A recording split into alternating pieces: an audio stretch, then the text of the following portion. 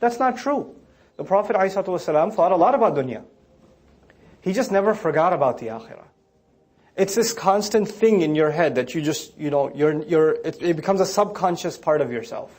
That's almost how much of a fixture it is in your personality and in your worldview. Now, وَعَلَى رَبِّهِمْ يَتَوَكَّلُونَ, and they completely place their trust upon Allah. Now what does that mean? Sometimes you're tested. Sometimes you have an offer in dunya, and it's very juicy, and it's right there. And then if your attitude is in the right place, you're going to tell yourself, no, this isn't permissible. What Allah has is better and lasts longer. I trust Allah. I haven't seen what Allah has to offer yet, but I trust it's better. So it becomes a matter of trust to make the right choice between dunya and akhirah sometimes. Especially when dunya, worldly things become extremely tempting.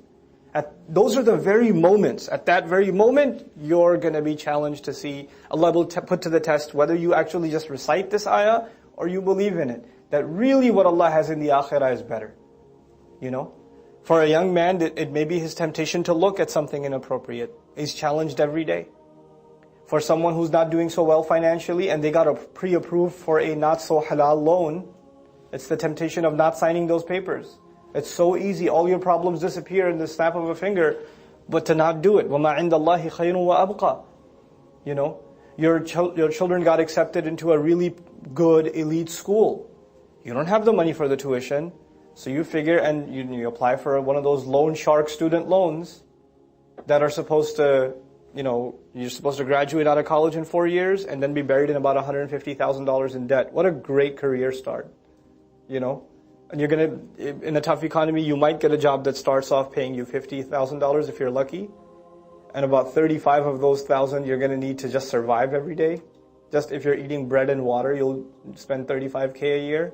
So that other $15K, you don't even put a dent in that loan. And then it's accruing interest of $15K a year on top of that anyway. So you just started your life immersed in debt. But at the time it seemed like a good idea.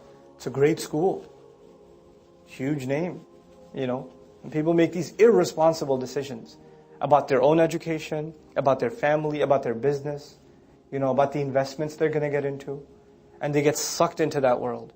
But at that very moment, if they think, what Allah has is better, don't go out of your means. Stay within your means.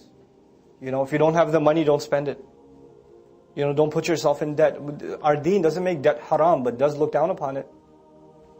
The shaheed, the one to whom the door to Jannah is immediately opened. Remember Surah Yasin? قِيلَ ادْخُلِ الْجَنَّةِ. It was said, go into Jannah. Except the guy in debt. The guy in debt, even if he's shaheed, can't just go to Jannah. SubhanAllah. That's serious matters. But you know what? At the very moment, at that time, dunya becomes, the magnetic pull is too strong. But at that point, if you can hold on and say, no, وَمَا عِنْدَ اللَّهِ خَيْرٌ وَأَبْقَى. What Allah has is better. And it lasts longer. It's longer lasting. The same thing will be in the pressures your family will put on you. You're about to get your daughter married.